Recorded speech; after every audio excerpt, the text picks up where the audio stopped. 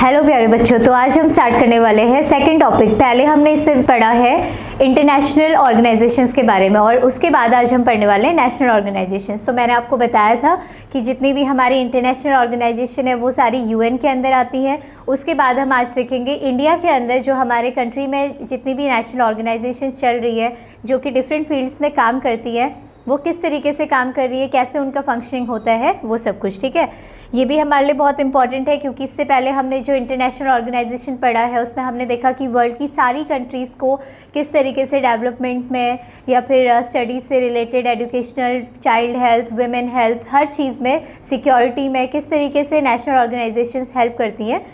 यहाँ पे हम देखेंगे कि इंडिया के अंदर हमारी जितनी भी इम्पॉर्टेंट हमारे नेशनल ऑर्गेनाइजेशन है जो अलग अलग फील्ड में काम कर रही है, कैसे उनकी फंक्शनिंग होती है, किस लेवल पे वो काम करते हैं, कौन उनको मैनेज करता है और कहाँ कहाँ पे उनका वर्क होता है, वो सब कुछ। ठीक है, तो सबसे पहले हम इसमें देखने वाले हैं Indian space and research organisation. ठीक है, इसरो, इसके बारे में आपने बहुत बार पढ़ा भी है। Indian space and research organisation ISRO, इसका इस्टेब्लिशमेंट हुआ था 1969 में। इसका हेडक्वार्टर है बेंगलुरु के अंदर और इसके जो करंट में चेयरमैन है वो वी नारायण, जो कि एक इंजीनियर है प्रोफेशनली। ठीक है, तो वो क्या है, इसके चेयरमैन है। और इसमें एक और चीज़ है, फाउंडर की अगर हम बात करते हैं, ये बहुत इंपॉर्टेंट टर्म है इसका कि फाउंडर ऑफ इसरो, इसरो के फाउंडर कौन है, तो वो है डॉक्टर विक्रम साराभाई। ठीक है, आपने नाम सुना होगा, पहले भी बहुत बार कहीं पे पढ़ा भी होगा। डॉक्टर विक्रम साराभाई कौन है, फाउंडर ऑफ इसरो है और इसीलिए इन्हें फादर ऑफ क्या बोला जाता है, father of Indian space research. ठीक है, ये हमारा एक बहुत इम्पॉर्टेंट टर्म है कि इसरो के फाउंडर कौन है और साथ में उनको क्या बोला जाता है। ठीक है, तो डॉक्टर विक्रम साराभाई कौन है, डॉक्टर विक्रम साराभाई मैंने आपको अभी बताया कि फाउंडर ऑफ, ये फाउंडर है इंडियन स्पेस रिसर्च ऑर्गेनाइजेशन के, साथ में इनको फादर ऑफ क्या बोला जाता है, इंडियन स्पेस रिसर्च बोला जाता है। ठीक है, इंडिया के स्पेस रिसर्च के फादर भी इन्हें कहा जाता है। अब इसरो का वर्क क्या है, इसरो का जो मेन वर्क है वो है इंडिया के जितने भी स्पेस प्रोग्राम्स हैं उन स्पेस प्रोग्राम्स को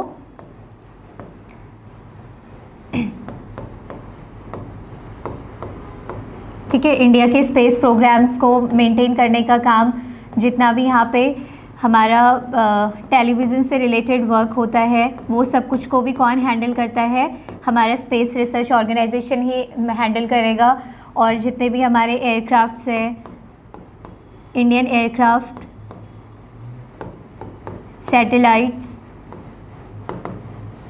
इन सबको बनाने का, इन सब की लॉन्चिंग का, ठीक है, लॉन्च कौन करता है, इन्हें, इनको लॉन्च करने का काम है, इनको मेंटेन करने का काम किसका है, इसरो का है। ठीक है, तो इंडिया की जितनी भी स्पेस से रिलेटेड रिसर्च होगी, इंडियन स्पेस रिसर्च, जितना भी स्पेस से रिलेटेड रिसर्च होगा वो सब कुछ कौन हैंडल करेगा, यहाँ पे इसरो हैंडल करेगा। यहाँ पे इसरो का आपको लोगो भी दिखाई दे रहा है ये। ठीक है, तो ये है इंडियन स्पेस रिसर्च ऑर्गेनाइजेशन। ये आप इंपॉर्टेंट टर्म्स यहाँ से नोट डाउन करेंगे, ये सारे इसके फंक्शंस हैं।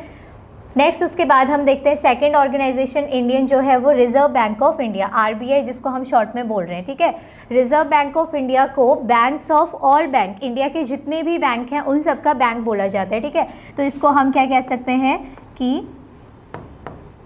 बैंक्स ऑफ ऑल बैंक्स, इसे हम कह रहे हैं, जो कि इंडिया के सारे बैंक्स को मेंटेन करता है। बैंक्स को देखना, उनका जितने भी इंडियन बैंक्स हैं उनको मनी प्रोवाइड कराना, वहाँ पे करेंसी प्रोवाइड कराना और इंडिया के जितने भी आपके मनी से रिलेटेड वर्क है या फिर प्रोग्राम्स है वो सब कुछ को डेवलप करने का, हैंडल करने का काम किसका है, आरबीआई का है। ठीक है, और आरबीआई का एक और फंक्शन है कि हमारी जो करेंसी है उसको फॉर्म करने का, ठीक है, करेंसी बनाने का, करेंसी फॉर्मेशन का काम भी कौन करता है, करेंसी फॉर्मेशन, ये भी आरबीआई का काम है। लेकिन इसमें एक पॉइंट और ये है, बहुत इम्पॉर्टेंट पॉइंट, कि 1 रुपये का नोट, ठीक है, जो ₹1 है उसको आरबीआई नहीं बनाता है। ठीक है, उसको आरबीआई फॉर्म नहीं कर रहा है, इसको छोड़ के, एक्सेप्ट ₹1, इसको छोड़ के बाकी की जितनी भी इंडियन करेंसी है वो सारी कौन फॉर्म कर रहा है, आरबीआई का फॉर्म, आरबीआई फॉर्म करता है उसको। ठीक है, और बाकी जितने भी हमारे अदर बैंक्स होते हैं उन बैंक्स का जो वर्क है और उन बैंक्स में किस तरीके से काम हो रहा है, वो किस तरीके से डेवलपमेंट हो रहा है, कैसे लोगों को फंडिंग की जा रही है, लोन्स प्रोवाइड किए जा रहे हैं, कैसे बैंक्स अपना काम को कर रहे हैं, ठीक है। ये सारा काम किसका है, आरबीआई का है। इसका इस्टेब्लिशमेंट हुआ था 1935 में और इसका हेडक्वार्टर कहाँ है, मुंबई में। मोस्टली हम अगर देखेंगे ना, इंडिया के जितने भी हमारे ऑर्गेनाइजेशन है, इंडियन ऑर्गेनाइजेशन, उनके हेडक्वार्टर या तो बेंगलुरु, मुंबई और दिल्ली में होंगे, क्योंकि ये हमारी क्या है, एक तरह से हम कहें तो इकोनॉमिक कैपिटल्स हैं सभी, ठीक है। नेक्स्ट उसके बाद गवर्नर कौन है, करंट में आरबीआई के गवर्नर है संजय मल्होत्रा। तो ये आरबीआई से रिलेटेड कुछ इंपॉर्टेंट पॉइंट्स हो गए। तो हमने यहाँ पे देखा इंडियन स्पेस रिसर्च ऑर्गेनाइजेशन और उसके अलावा आरबीआई, आप इसको नोट डाउन करेंगे, साथ में हम आगे इसको क्वेश्चन आंसर्स भी इसके देखेंगे, ठीक है। नेक्स्ट उसके बाद नेशनल बैंक ऑफ एग्रीकल्चर, देखो नाम से पता चल रहा है एग्रीकल्चर एंड रूरल डेवलपमेंट, ठीक है। यानी कि जो एग्रीकल्चर है, खेती बाड़ी से रिलेटेड, एंड रूरल, गांव के डेवलपमेंट में कौन काम करता है, national bank of agriculture and rural development. अभी जस्ट इससे पहले मैंने आपको बताया आरबीआई, और आरबीआई का काम क्या है, सारे जितने भी इंडिया के बैंक्स हैं, इंडियन बैंक्स को मेंटेन करना, उनको हैंडल करने का काम किसका, आरबीआई। तो आरबीआई के अंदर से निकला है आपका NABARD, ठीक है, national bank of agriculture and rural development.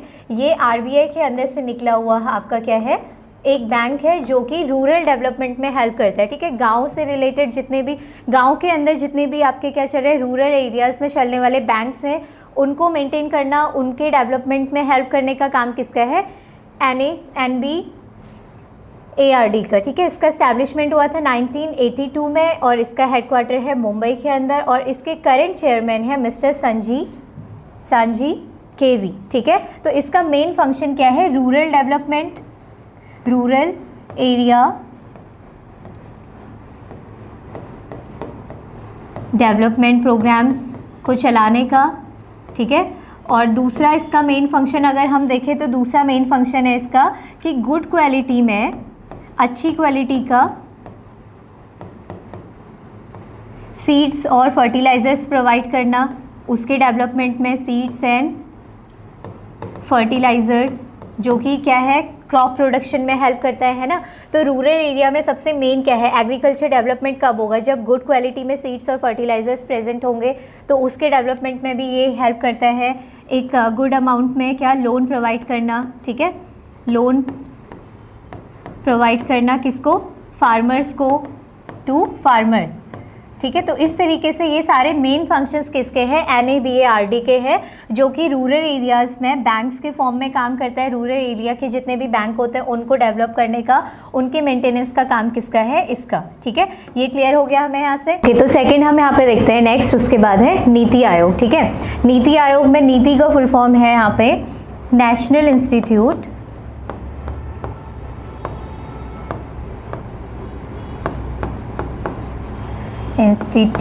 For, ठीक है, NI नीति, नेशनल इंस्टीट्यूट फॉर ट्रांसफॉर्मिंग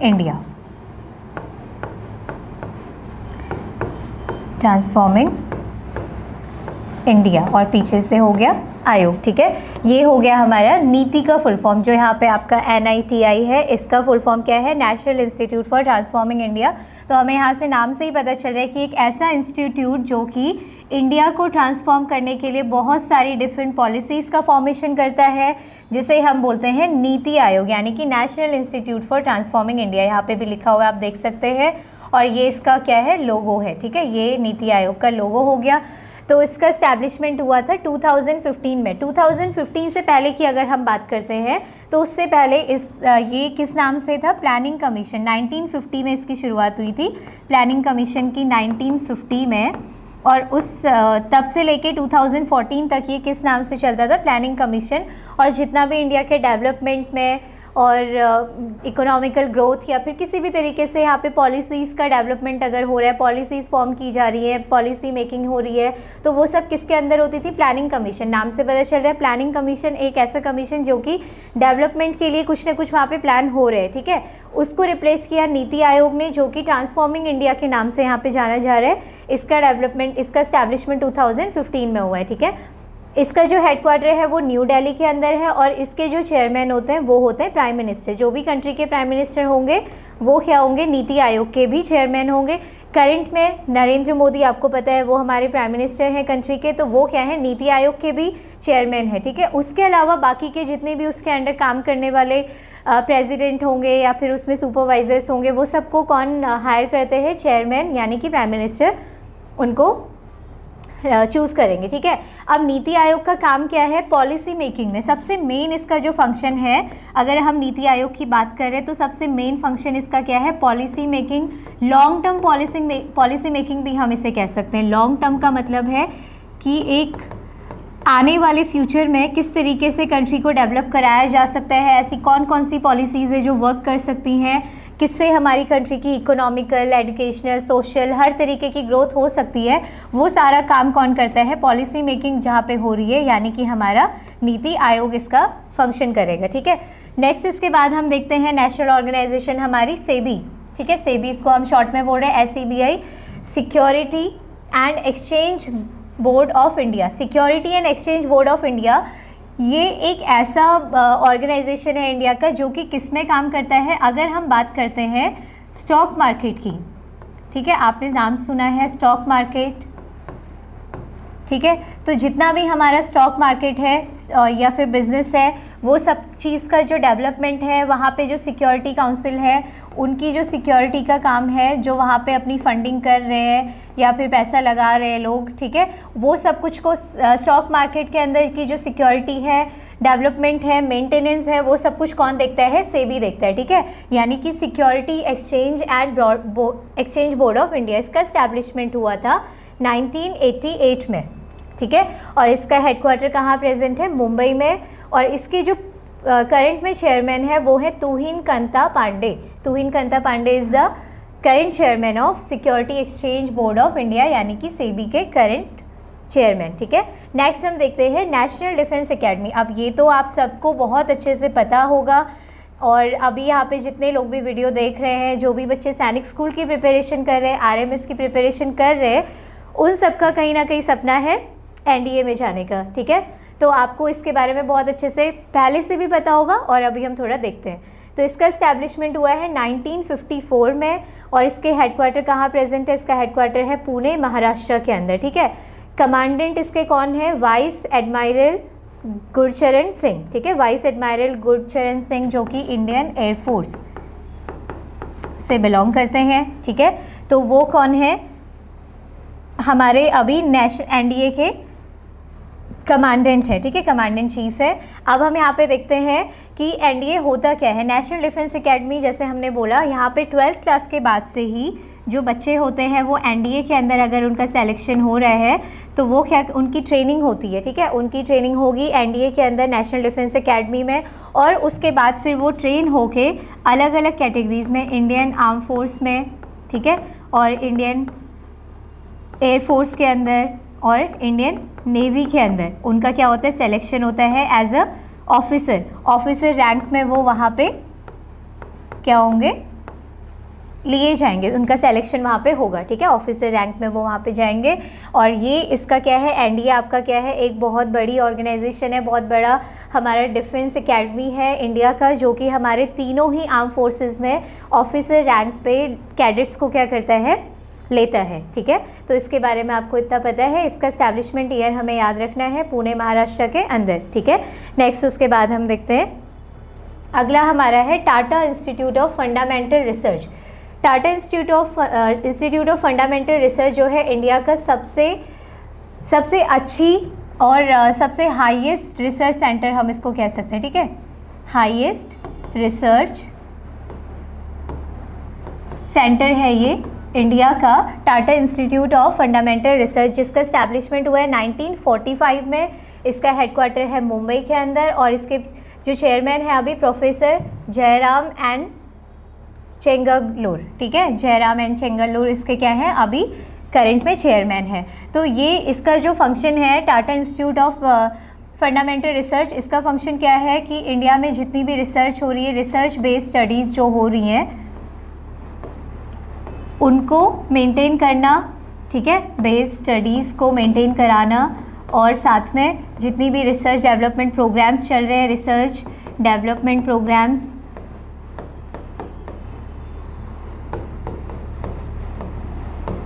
इनको कंडक्ट कराने का काम किसका है? हमारे इस ऑर्गेनाइजेशन का, ठीक है।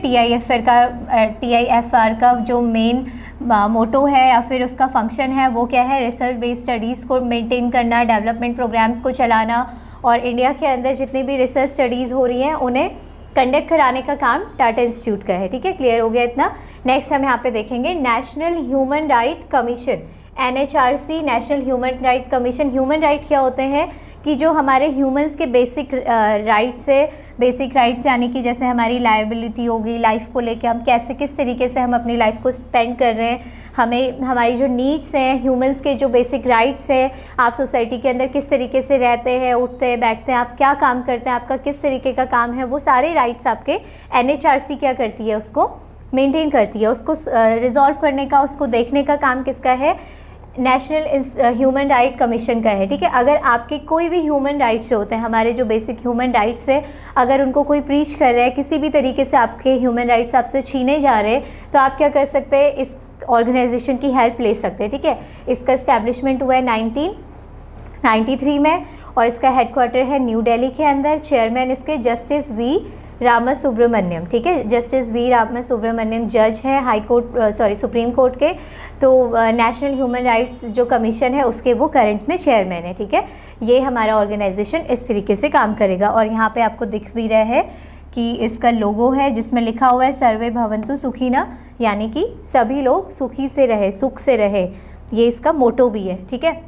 नेक्स्ट उसके बाद हम देखते हैं, बहुत हम सुनते हैं जैसे हमारे कंट्री में इलेक्शंस आते हैं, वोटिंग होती है, तो इलेक्शन कमीशन का नाम आपने बहुत बार यहाँ पे सुना हुआ है, ECI, election commission of India, जिसका मेन फंक्शन है इंडिया के अंदर बिना किसी बायसनेस के प्रॉपर तरीके से वोटिंग कंडक्ट कराना, इलेक्शंस को कंडक्ट कराने का काम किसका है?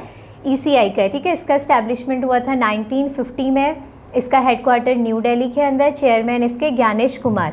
अब हम अगर इसका देखते हैं कि मेन फंक्शन क्या है, तो इलेक्शंस को कंडक्ट कराना, इलेक्शन कंडक्शन किस तरीके से? एकदम फेयर वे में, ठीक है। फेयर इलेक्शंस को कंडक्ट कराने का काम है। वोटर्स की लिस्ट को, जितने भी हमारी कंट्री के अंदर वोटर्स होते हैं उनकी वोटर लिस्ट को रेडी करना या फिर प्रिपेयर करने का काम भी किसका है? ECI का है। दूसरा, यहाँ पे प्रॉपर वे में बिना किसी बायसेस के वोट काउंटिंग या फिर वोट काउंटिंग की हम बात कर रहे हैं, या फिर जो हमारे कैंडिडेट्स हैं उनको, उनका जो भी डेटा है उसको सर्वे करना, ठीक है। ये सारे काम किसके हैं? ECI के हैं। वोट काउंटिंग हो गया। नेक्स्ट उसके बाद जो भी इलेक्शन में खड़े होने वाले कैंडिडेट्स होते हैं इनकी क्या करना, इनके जो भी कैंडिडेट्स जो भी यहाँ पे इलेक्शन में खड़े हो रहे हैं उनका डेटा कलेक्ट करना, ठीक है। उनके बारे में डेटा कलेक्शन और प्रॉपर उनका रिसर्च करना कि किस तरीके से वो काम कर रहे हैं, उनका हिस्ट्री क्या रही है, कैसे वो डेवलपमेंट में हेल्प कर सकते हैं, या फिर कितने उनकी एजुकेशन लेवल, हर चीज़ को देखने का काम किसका है? ECI का है। तो इलेक्शन कमीशन ऑफ इंडिया जो है वो बहुत मेन है यहाँ पे, क्योंकि ये सारे फंक्शन हमारी इलेक्शन कमीशन ऑफ इंडिया करती है, जिससे हमारी कंट्री में एक बिना किसी पार्शियलिटी के प्रॉपर वोटिंग सिस्टम यहाँ पे चलता है, इलेक्शंस कंडक्ट कराए जाते हैं, ठीक है। ये इसका आपको यहाँ पे लोगो भी दिखाई दे रहा है, भारत निर्वाचन आयोग इसमें लिखा हुआ है। इलेक्शन कमीशन ऑफ इंडिया को हिंदी में बोलते हैं भारत निर्वाचन आयोग, ठीक है। नेक्स्ट उसके बाद है defence research and development organisation, जिसे हम शॉर्ट में कह रहे हैं DRDO, ठीक है। ये हमारा बहुत इंपॉर्टेंट टर्म है क्योंकि हम सैनिक स्कूल की प्रिपरेशन कर रहे हैं, आगे हम इंडियन आर्मी का मोटो रखते हैं अपना, तो इस बारे में हमें पता होना ज़रूरी है। इसका इस्टेब्लिशमेंट हुआ है 1958 में। हेडक्वार्टर इसका न्यू दिल्ली के अंदर है। चेयरमैन इसके डॉक्टर समीर V कामत हैं, ठीक है। DRDO का फंक्शन क्या है? डिफेंस रिसर्च डेवलपमेंट, नाम से ही पता चल रहा है जितना भी हमारा डिफेंस से रिलेटेड डेवलपमेंट होगा और रिसर्च होगी वो सारा का सारा फंक्शन कौन करता है? DRDO करता है, ठीक है। DRDO का मेन फंक्शन क्या है? डिफेंस रिलेटेड जितने भी हमारे क्या होंगे,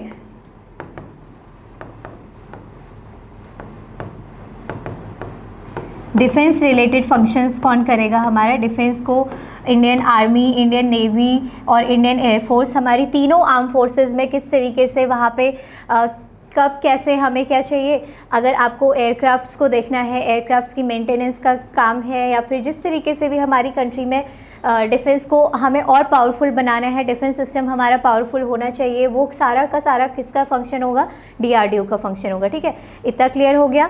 नेक्स्ट उसके बाद हम यहाँ पे देखते हैं लास्ट हमारा जो नेशनल ऑर्गेनाइजेशन है वो है फूड कॉर्पोरेशन ऑफ इंडिया। ठीक है, FCI जिसे हम बोल रहे हैं। आपने अपने आसपास बहुत बार देखा होगा कि FCI के गोडाउन्स बने होते हैं। इसका मतलब क्या होता है, फूड कॉर्पोरेशन ऑफ इंडिया के गोडाउन्स होते हैं जहाँ पे क्रॉप्स को, फूड्स को क्या किया जाता है, मार्केट में बेचने के लिए उससे पहले स्टोर करके रखा जाता है। ठीक है, तो इसका इस्टेब्लिशमेंट 1965 में हुआ था। इसका हेडक्वार्टर न्यू दिल्ली के अंदर है और इसके जो करंट में चेयरमैन है वो है श्री आशुतोष अग्निहोत्री। ठीक है, तो फूड कॉर्पोरेशन ऑफ इंडिया का मेन फंक्शन क्या है, हमारे जो भी फूड प्रोडक्शन है उसको मेंटेन रखना। इंडिया के अंदर फूड प्रोडक्शन किस तरीके से हो रहा है, कितने लेवल का फूड प्रोडक्शन हो रहा है वो देखना, और फूड को स्टोर करके रखना। फूड स्टोर यानी कि क्रॉप की हम यहाँ पे बात करें। ठीक है, क्रॉप्स या फिर वेजिटेबल्स, जिस भी तरीके के फूड की हम बात करें, और इनको इनकी स्टोरिंग कैसे होगी, किस तरीके से इनको रखा जाएगा,